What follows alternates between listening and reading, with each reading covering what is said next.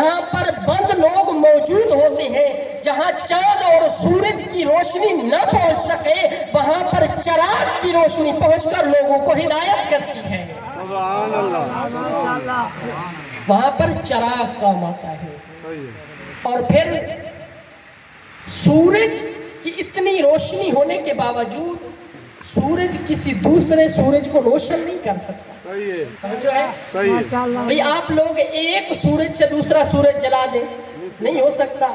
ایک چاند سے دوسرا چاند جلا دیں، نہیں ہو سکتا۔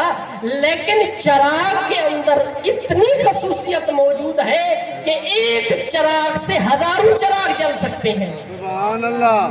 ایک چراغ سے ہزاروں چراغ جل سکتے ہیں۔ اس کی مثال دیتا چلوں کیسے حسین نے ایک نہیں ہزاروں چراغ روشن کر دیے۔ آئیے شب عاشور کی طرف چلتے ہیں۔ ایک حسین ہے، میدان کربلا، شب عاشور۔ امام حسین نے شب عاشور اصحاب کو کہا چلے جاؤ، جا سکتے ہو، میری طرف سے اجازت ہے، تمہاری جنت کا ضامن میں حسین ہوں۔ کچھ لوگ نہ گئے۔ امام نے سوچا شاید یہ اس وجہ سے نہیں جا رہے کہ چراغ روشن ہے، کچھ شرما رہا۔ امام حسین نے چراغ بجھوا دیے۔ اب لفظوں پہ توجہ کیجئے گا کہ کس طریقے سے ایک چراغ ہزاروں چراغوں کو روشن کرتا ہے۔ امام نے رات کے پہرے میں کہا چراغ بجھا دیے جائے۔ جب امام نے چراغ بجھوا دیے، تھوڑی دیر کے بعد امام نے کہا چراغ جلا دیے جائیں۔ جب چراغ جلے تو ایک حسین نہیں بلکہ 72 حسین موجود تھا۔ ایک چراغ نہیں بلکہ 72 چراغ موجود تھا کربلا کے اندر۔ اتنی چراغ کی خصوصیت ہے۔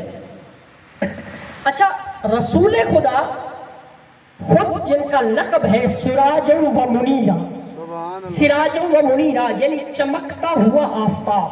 سبحان اللہ۔ اب یہ چراغ جو ہے بھئی اگر یہاں لائٹ چلی جائے جیسے کہ ابھی آ جا رہی ہے، اور کوئی چراغ لے اور کوئی بندہ آ کے اس ممبر کے نیچے رکھ دے تو آپ لوگ کیا کہیں گے؟ یار یہ کتنا عجیب بندہ ہے، بے وقوف بندہ ہے۔ چراغ کی ضرورت ایسی جگہ پہ ہے جہاں پر سب کو روشنی جائے، لیکن اس بندے نے آ کے چراغ کو ممبر کے نیچے رکھ دیا۔